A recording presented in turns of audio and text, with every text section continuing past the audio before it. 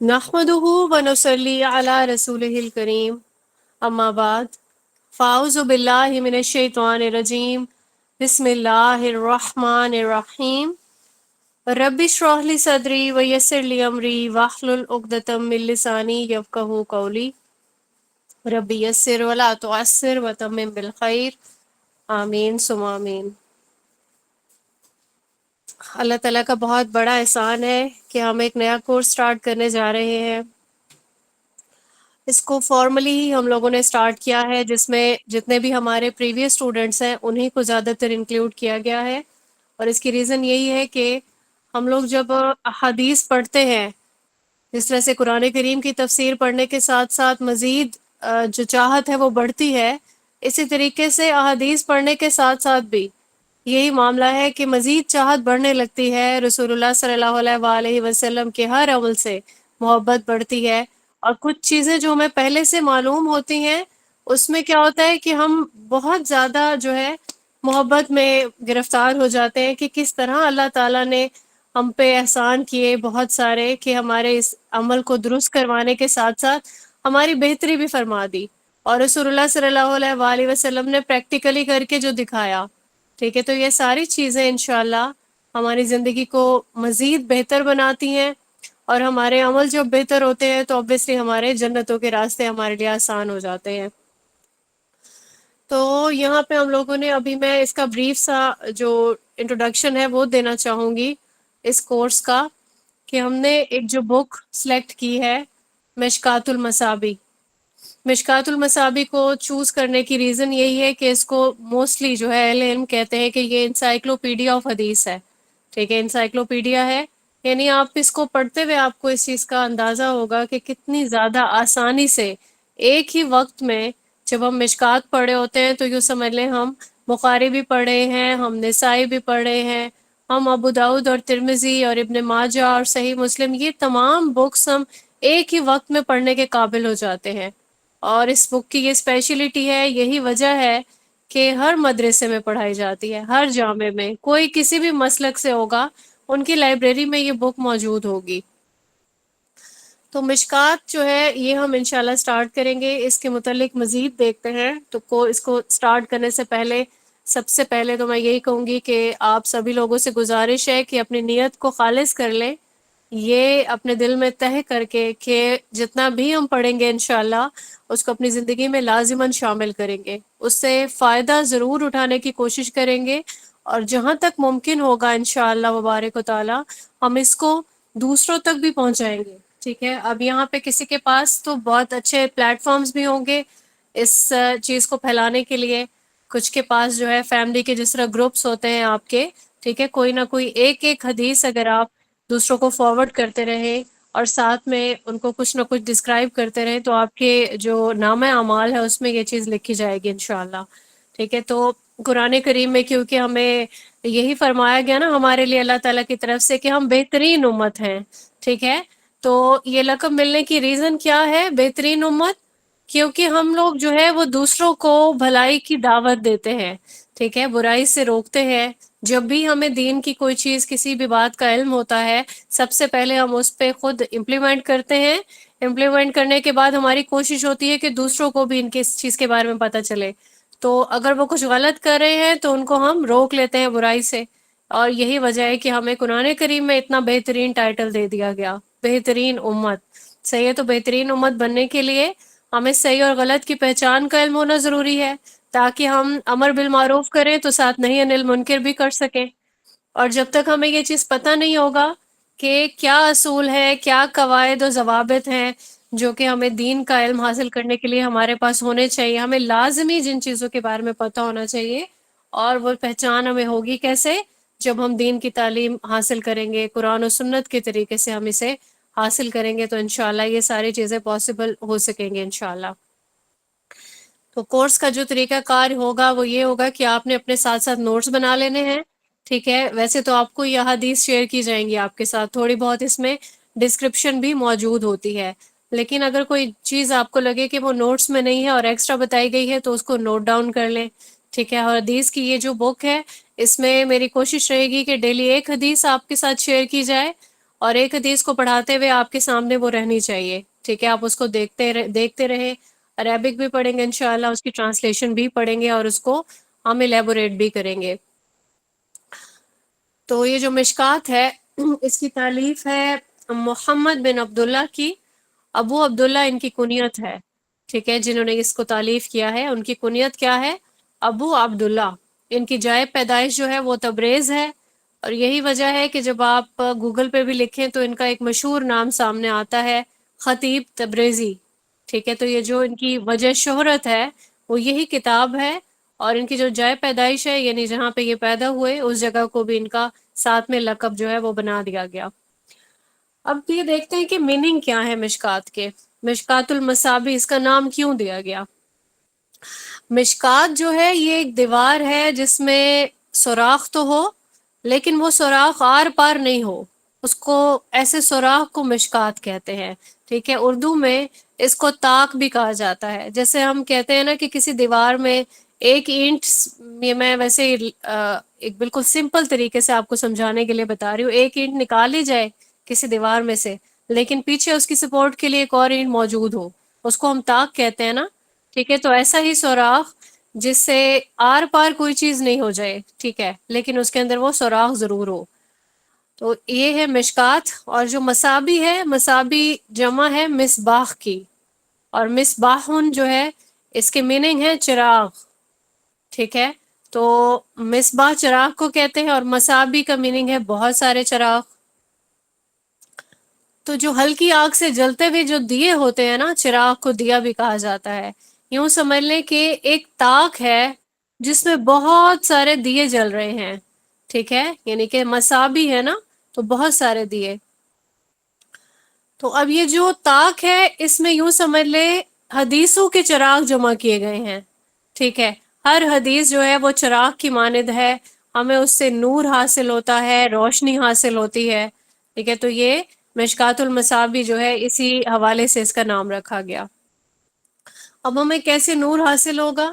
ہم یہ ساری احادیث اگر پڑھتے ہیں تو ان کا سب کا جو تعلق ہے وہ ہماری اپنی زندگی سے ہے، ہماری جملہ زندگی میں جو معاملات پیش آتے ہیں، لائک ہم گھر میں ہیں، ہم میرڈ ہے کوئی، ٹھیک ہے، تو اس کے اپنے گھر میں معاملات ہوں گے، اسپاؤس ہے، بچے ہیں، ٹھیک ہے، سسرالے ہیں، رشتہ داریاں ہیں، اور رہنے کے طور طریقے ہیں، شوہر سے کیسے پیش آنا ہے، اور شوہر کی مدر ہے، ان کے فادر ہے، کیسے ہم لوگوں نے برتاؤ کرنا ہے، اسلام ہمیں کیا سکھاتا ہے کہ ہم جو ہے قرابت داری کیسے رکھیں گے، اور اگر اپنے گھر میں ہے تو اپنے والدین کے ساتھ کیا سلوک ہے، بہن بھائی کے ساتھ، اور آپ کے عزیز و اقارب کے ساتھ، آپ کے دوست احباب ہیں، رشتہ دار ہیں، ٹھیک ہے، چچا ہیں، آپ کی خالائیں ہیں، ان سب کے ساتھ آپ لوگوں کا تعلق کیسا ہے، یہ سب چیزیں سیکھنے میں مدد ملتی ہے۔ اس کے علاوہ ہمارے معاملات بھی ہیں، لائک وراثت کے معاملات ہیں، اب بچیوں کو پتہ ہی نہیں ہوتا، بس ایک ہی چیز پتہ ہے خاص طور پر خواتین کو کہ کیسے ہم نے بھائیوں کو، ان کو جو ہے ان سے وراثت میں حصہ نہیں لینا، ٹھیک ہے، تاکہ ہمارا گھر آنے کا ایک راستہ قائم رہے، ہم آ جا سکیں، ٹھیک ہے۔ تو ہم نے کیا کرنا ہے، ایک ہی چیز سکھائی جاتی ہے کہ بس بھائیوں کو وراثت کے معاملات میں معاف کر دیا جائے، ٹھیک ہے۔ تو یہ چیز معلوم ہونی چاہیے کہ اللہ تعالیٰ نے جو حقوق رکھے ہیں ان کو آپ پہ ان کا پورا پورا آپ کو اختیار ہے، ٹھیک ہے۔ اسی طریقے سے طلاق کے مسائل ہیں، اب یہ بھی ایک خاتون کو معلوم ہی نہیں ہوتا کہ شوہر نے طلاق دے دی یا نہیں دے دی، اس کو باہر رجوع کرنا پڑتا ہے، باہر جانا پڑتا ہے دیکھنے کے لیے کہ آیا کیا معاملات ہیں، نکاح کے معاملات ہیں، دنیا میں جتنی بھی چیزیں ہیں، یہ تمام چیزیں ہمیں کیسے سیکھنے کو ملتی ہیں، جب ہم رسول اللہ صلی اللہ علیہ وآلہ وسلم کی سنت کو پڑھ رہے ہوتے ہیں، ٹھیک ہے۔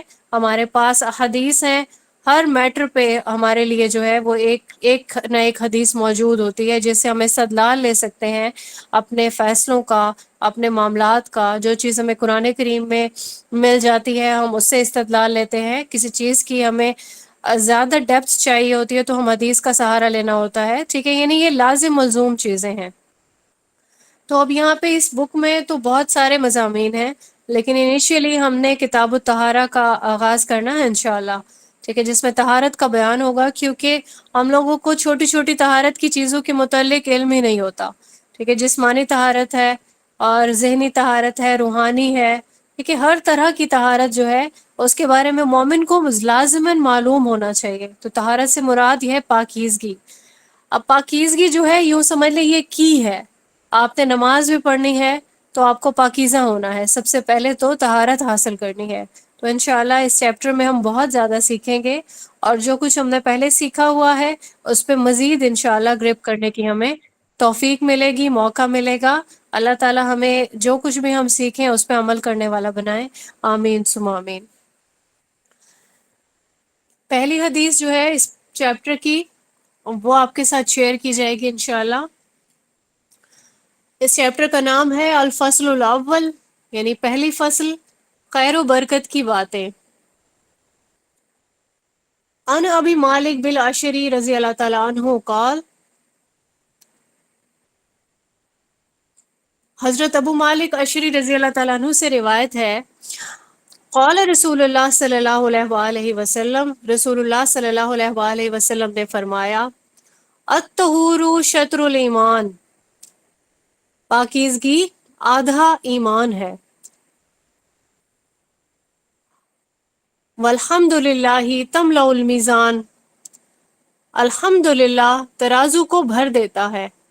وسبحان اللہ والحمد للہ یملانی او تملأ ما بین السماوات والارض، اور سبحان اللہ اور الحمد للہ کہنے کا جو ثواب ہے آسمانوں اور زمین کے درمیان کو بھر دیتا ہے. آگے فرمایا، والصلاۃ نور، نماز نور ہے. والصدقۃ برہان، اور صدقہ برہان ہے. برہان ہوتا ہے دلیل. والصبر ضیاء، صبر روشنی ہے. اب یہ جو ضیاء ہے یہ ایسی روشنی کو کہا جاتا ہے جو کسی چیز کی اپنی روشنی ہو. جیسے قرآن کریم میں ضیاء کہا گیا ہے سورج کی روشنی کو، ٹھیک ہے، چاند کی روشنی کو نہیں کہا گیا ضیاء، کیونکہ سورج کی روشنی اپنی ہوتی ہے، اس کی حرارت بھی اپنی ہے. آگے قرآن کریم کے بارے میں فرمایا جا رہا ہے، والقرآن حجۃ لک او علیک، قرآن کریم تیرے لیے دلیل ہے یا تیرے اوپر وبال. کل الناس یغدو، ہر انسان جب سو کے اٹھتا ہے، فبائع نفسہ، فموتقها او موبقها، تو وہ اپنے نفس کو یا تو فروغ کر دیتا ہے یا پھر اس کو ہلاک کر دیتا ہے. اور یہاں پہ جو ورڈ ہے آزاد کرنے والا، ہم انشاءاللہ اس کو ڈیٹیل سے دیکھیں گے. اب اس کو ہم ون بائی ون ساری چیزوں کا انالائز کرتے ہیں کہ سب سے پہلے جو ہے وہ طہور کو کہا گیا ہے شطر الایمان. شطر جو ہے وہ جز کو بھی کہا جاتا ہے، ٹھیک ہے، اس کو آدھا ایمان بھی کہا جاتا ہے. اب یہاں دیکھنا جو ہے یہ امپورٹنٹ ہے کہ ہمارے معاشرے میں جس طرح سے بزرگوں کا ایک کانسیپٹ آیا کہ جو پیر فقیر ہیں، ٹھیک ہے، یہ بہت زیادہ اللہ کا قرب حاصل کرنے کے لیے دنیا سے الگ تھلگ ہو گئے، اور ان کی حالت کیسی ہو جاتی ہے، لمبے لمبے ان کے بال ہوتے ہیں، ناخن لمبے، ٹھیک ہے، کئی کئی دن نہائے نہیں، اسمیل آ رہی ہے، پسینے کی کوئی پرواہ نہیں ہے. اور لوگ جو ہے ایسے لوگوں کو بہت زیادہ عزت سے اور بہت زیادہ ان کو پوجنے والی جو ہے نظر رکھتے ہیں ان کے لیے، کہ ہم ان کی بہت زیادہ خدمت کریں اور ان کو خوش کرنے کے لیے، راضی کرنے کے لیے کوشش کریں، کیونکہ یہ فقیر ہیں، ٹھیک ہے. تو اللہ تعالیٰ کا قرب جو ہے حاصل کر چکے ہیں، اور شاید ہمارا بھی اس طرح سے کوئی وسیلہ بنائیں گے. تو یہاں پہ یہ دیکھیں کہ رسول اللہ صلی اللہ علیہ وآلہ وسلم نے تو پاک صاف رہنے کو آدھا ایمان کہہ دیا، ٹھیک ہے. آدھا ایمان کیسے ہوگا؟ کیونکہ ہم نے جب نماز بھی پڑھنی ہے تو ہمیں پہلے پاکیزگی حاصل کرنی ہے، ٹھیک ہے. اس کا مطلب یہی ہے، کہا جاتا ہے جیسے کہ وضو کر لینا یہ آدھی نماز ہے، کیونکہ جب نماز پڑھیں گے وضو کے بغیر تو نماز ہوگی نہیں. تو یہاں پہ یہ چیز ضروری ہے کہ انسان پاک صاف رہے، اپنی طہارت کا خاص خیال رکھے. اس میں دیکھیں کہ آگے چل کے ہم دیکھیں گے کہ ہر ایک چیز کی طہارت ضروری ہے. آپ نے غسل بھی لینا ہے، اپنے باڈی کا صاف ستھرا رہنا، اس کے کپڑوں کا جو صاف ستھرا رکھنا کہ کتنا زیادہ ضروری ہے. آپ کے نیلز جو ہے یہ صاف ستھرے ہونے چاہیے. غرض یہ کہ پاکی ہر طرح سے حاصل کرنی ہے. اس کے بعد حدیث کے اگلے پارٹ میں بتایا جا رہا ہے کہ الحمدللہ کہنا میزان کو بھر دیتا ہے۔ میزان کا کیا مطلب ہے؟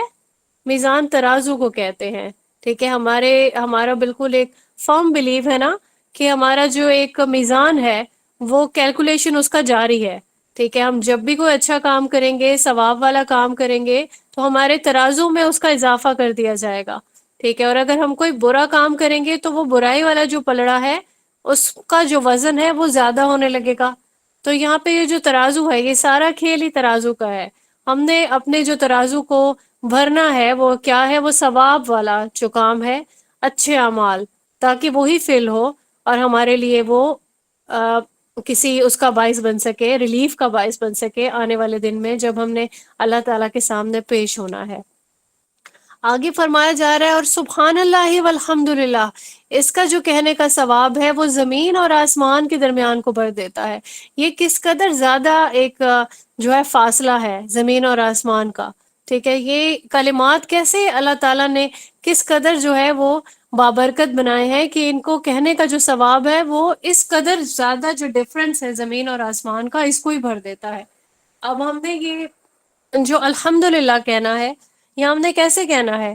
کیسے بیٹھے بیٹھے ہم کہتے رہے الحمدللہ الحمدللہ، اور اس میں کوئی فیلنگ نہیں ہے، اس میں کوئی معاملات نہیں ہے کہ واقعتاً ہم اللہ تعالیٰ کے لیے اللہ تعالیٰ کا شکر ادا کر رہے ہیں اور الحمدللہ کہہ رہے ہیں، تو واقعی دل بھی ہمارا اس پہ راضی ہے۔ اللہ تعالیٰ نے جس طرح کے ماحول میں بھی ہمیں رکھا، جو بھی ہمارے معاملات ہیں، تو یہ جو الحمدللہ کہنا امپورٹنٹ ہے وہ اس طرح ہے کہ جو بھی ہمارے حالات ہوں گے اس میں ہم نے الحمدللہ کہنا ہے کہ اللہ تیرا شکر ہے۔ مسائل کس کے ساتھ نہیں ہوتے؟ سبھی لوگوں کے ساتھ۔ کاروبار میں مسئلہ ہو سکتا ہے، جاب جا سکتی ہے، ٹھیک ہے، رزق میں کمی ہو سکتی ہے، کوئی بھی پریشانی ہو سکتی ہے، انسان ہے بیمار ہے، کبھی تندرستی ہے تو ساتھ میں کبھی بیماری بھی آ جاتی ہے، ٹھیک ہے، بچے بیمار ہیں، کوئی بھی معاملات ہو سکتے ہیں، ڈپریشن ہے، انزائٹی ہے، ٹھیک ہے، بیماری ایسی ہو جاتی ہے سم ٹائمز کہ وہ ٹھیک ہونے میں نہیں آتی، لیکن انسان کا جو ایٹیٹیوڈ ہے اللہ تعالیٰ کی ٹوورڈز، وہ کیسا ہونا چاہیے؟ وہ شکر کرے، ٹھیک ہے، کیونکہ شکر کرنا انسان کے ثواب کا ترازو بھر دے گا۔ سبحان اللہ کہنا وہ بھی اسی طریقے سے کہ اللہ تعالیٰ کا ہم نے ایسے شکر ادا کرنا ہے اور اللہ تعالیٰ کی نعمتوں کی تعریف کرنی ہے کہ واقعتاً ہمارا جو ترازو ہے وہ نور سے بھر جائے، جو زمین اور آسمان کے بیچ میں جو فاصلہ ہے وہ واقعتاً نور سے بھر جائے، بالکل ایسے ہی جیسے کہ اندھیرے میں ہمیں روشنی کی ضرورت ہوتی ہے، ٹھیک ہے، کسی راستے میں جا رہے ہیں ہم اور اچانک بے حد اندھیرا ہے، اور پھر ہم کوئی اپنی ٹارچ وغیرہ اوپن کرتے ہیں، اس کی لائٹ ڈالتے ہیں، تبھی ہم دیکھ پاتے ہیں نا کہ سامنے کیا راستہ ہے، کہاں جانا ہے، کیسے جانا ہے، ٹھیک ہے۔ تو یہ بالکل ایسے ہی ہماری یہ تلاوت ہونی چاہیے سبحان اللہ اور الحمدللہ کی، کہ ہمیں سارا کا سارا راستہ نظر آنے لگے اور یہ ہمارے لیے نور کا ہی باعث بنے۔ آگے فرمایا جا رہا ہے کہ نماز نور ہے، ٹھیک ہے، تو کیونکہ نماز ایسی چیز ہے کہ اس کو ایک تو پڑھے بغیر ہم رہ نہیں سکتے، ہم پہ فرض ہے، لیکن اس کے پڑھنے والا صرف اپنے فرض والا فائدہ نہیں حاصل کرے گا بلکہ مزید اس کے ساتھ فائدے جڑتے چلے جائیں گے، جڑتے چلے جائیں گے۔ انسان کا جو چہرہ ہے وہ بھی منور ہوگا اور اس کی پوری زندگی بھی تاریکیوں سے پاک ہو جائے گی، ٹھیک ہے۔ یہ اللہ تعالیٰ کی طرف ایک لے کے جانے والا ایک راستہ ہے، اس سے یوں سمجھ لیں کہ ہماری جو ڈیسیژن میکنگ ہے اس میں بھی بہت اچھی پاور آ جائے گی۔ آگے فرمایا جا رہا ہے کہ جو صدقہ ہے، صدقہ اور خیرات، یہ حجت ہے، یہ دلیل ہے۔ اب لوگوں کا یہ کانسیپٹ بنا ہوا ہے کہ ہم اپنے مال میں سے صدقہ کر دیں گے تو ہمارا مال کم ہو جائے گا، تو یہ بالکل غلط کانسیپٹ ہے۔ قرآن کریم میں بھی آیا اور احادیث میں بھی کہ صدقہ جو ہے وہ مال کو کم نہیں کرتا بلکہ اس سے مال بڑھ جاتا ہے۔ ایک ہم نے قرآن کریم میں یہ بھی پڑھا کہ جب روح قبض کرنے والا فرشتہ آئے گا، ٹھیک ہے، تو انسان کیا کہے گا؟ سب سے پہلے تو اس کو اپنے صدقے کی فکر ہوگی۔ کیا فکر ہوگی؟ کہ ہمیں تھوڑی اور مہلت مل جائے تاکہ صدقہ کیا جا سکے، اور کیونکہ جو صدقے کا ایک جو ثواب ہے اس کی انسان اگر اس کی امپورٹنس دیکھ لے کہ کس قدر زیادہ ہے وہ ثواب، تو انسان زیادہ سے زیادہ صدقہ کرنے لگے، اپنے قیمتی سے قیمتی مال کو بھی اللہ تعالیٰ کی راہ میں خرچ کرنے سے وہ گریز نہیں کرے۔ اب یہ جو صبر کے بارے میں فرمایا جا رہا ہے حدیث کے اگلے حصے میں کہ صبر روشنی ہے، اب ہم لوگوں کی عادت ہو گئی ہے، ہم لوگ کیا کہتے ہیں، صبر نہیں ہوتا، صبر نہیں ہوتا. ٹھیک ہے، صبر کیسے کریں، یہ کہنا آسان ہے کہ صبر کرو، لیکن ہم کر نہیں سکتے ہیں. اور کوئی بھی چیز ہماری پلاننگ کے اگینسٹ ہو جاتی ہے تو اس پہ ہم فوراً ہی ہاتھ پاؤں ہم چھوڑ دیتے ہیں. تو یہ جو صبر ہے یہ مشکل ضرور ہے، لیکن اس کا اجر بے حد زیادہ ہے. انسان کو کب کب صبر کرنا ہے؟ جملہ معاملات میں، ڈیلی بیسس پہ.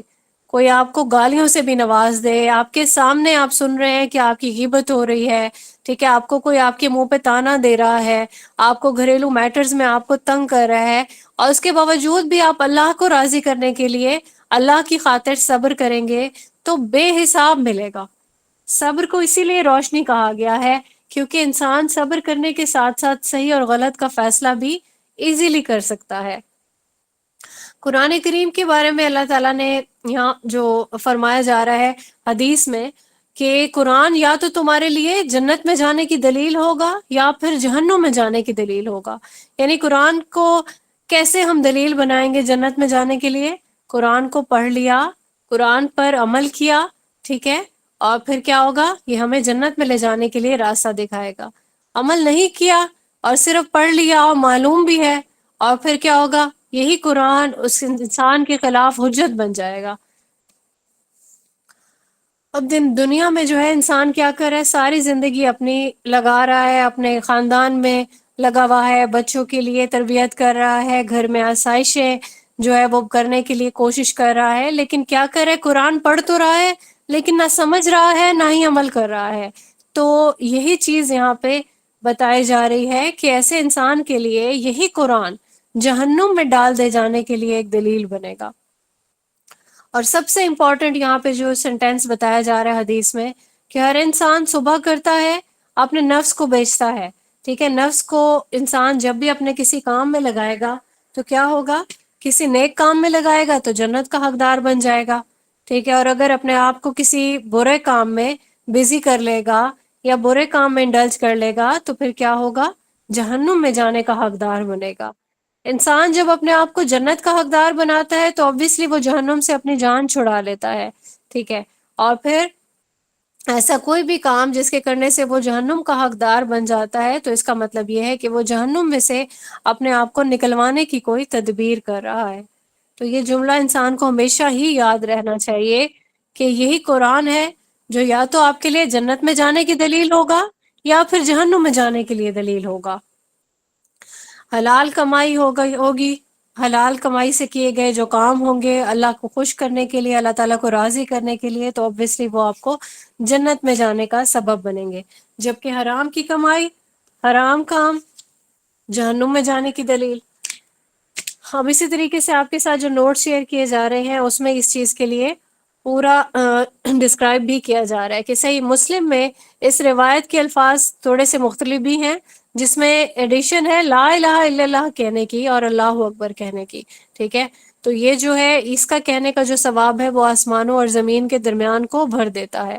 لیکن جتنی باقی بکس ہیں جیسے کہ صحیحین ہے اور یہ جو حمیدی کی کتاب ہے، ٹھیک ہے، اس میں یہ والی حدیث ان الفاظ سے نہیں ملی، بلکہ سبحان اللہ والحمد للہ کہنے کے جو الفاظ ہیں وہ ملتے ہیں. بہرحال چھوٹے بڑے تمام گناہ جو ہے وہ اس طریقے سے معاف کیے جا سکتے ہیں جب انسان طہارت حاصل کر لیتا ہے، جس کو آدھا ایمان کہا گیا ہے.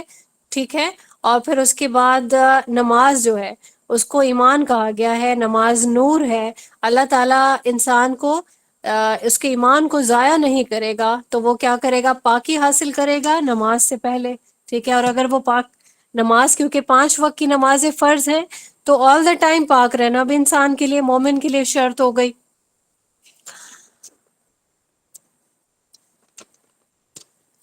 نماز انسان کو کیسے نور پرووائڈ کرتی ہے اس کے بارے میں بھی ہم نے دیکھا، اور یہ کہ یہ ہمارے لیے نہ صرف زندگی میں ہمارے زندہ رہتے ہوئے بھی نور کا باعث ہے، بلکہ قبر میں بھی یہ روشنی کا ہی باعث بنے گی. کیونکہ نماز اگر آپ کو دنیا میں بری چیزوں سے، برائیوں سے، بے حیائیوں سے دور رکھتی ہے تو اس کا یہی مطلب ہے کہ قیامت کے دن جب ہم قیامت سے پہلے، قائم ہونے سے پہلے قبر میں بھی آرام کر رہے ہوں گے تو تب بھی ہمیں نور کی ضرورت ہوگی. ٹھیک ہے، تو یہ نور ہمیں اس وقت بھی ہمیں منور کرتا رہے گا انشاءاللہ. صدقہ کے بارے میں ہم نے دیکھا اس حدیث میں کہ صدقہ اور خیرات جو ہے یہ دلیل ہے، اور قیامت کے دن جتنے بھی انسان ہیں ان سے ان کے مال کے بارے میں ضرور سوال کیا جائے گا. تو صدقہ کرنے والا جو مال ہوگا وہی انسان کے حق میں دلیل بنے گا کہ میں ہی وہ مال ہوں جو میرے اس بندے کو بڑا پیارا تھا، لیکن اس بندے نے اللہ کی راہ میں اللہ تعالیٰ کی خوشنودی کے لیے اس کو خرچ کیا، اور یہی مال جو ہے اس کے حق میں دلیل بن کر کھڑا ہو جائے گا. صبر کے بارے میں ہم نے پڑھا، صبر روشنی ہے کیونکہ یہ انسان کو گناہوں سے باز رکھتی ہے. اللہ تعالیٰ کی رضا کے لیے انسان بہت ساری چیزوں پہ صبر کر لیتا ہے، ٹھیک ہے، تو مزید کچھ بھی گناہ کرنے سے انسان باز رہتا ہے. آخری جو اس میں تاکید تھی کہ انسان صبح اٹھ کر اپنے نفس کے کاموں کو، جو بھی کام کرتا ہے، یا تو اپنے نفس کو بیچ دیتا ہے، یعنی اچھے کام کرنے کے بدلے اس نے اپنا نفس آزاد کر دیا، اور اگر گناہ کا کام کیا تو یوں سمجھ لیں اس نے اپنی جان کو ہلاک کر دیا. حدیث ہماری یہاں مکمل ہوتی ہے. اللہ تعالی ہم سب کو سیکھنے کے بعد عمل کرنے والا بنائے. آمین ثم آمین. وآخر الدعوانا ان الحمد للہ رب العالمین. السلام علیکم ورحمۃ اللہ وبرکاتہ.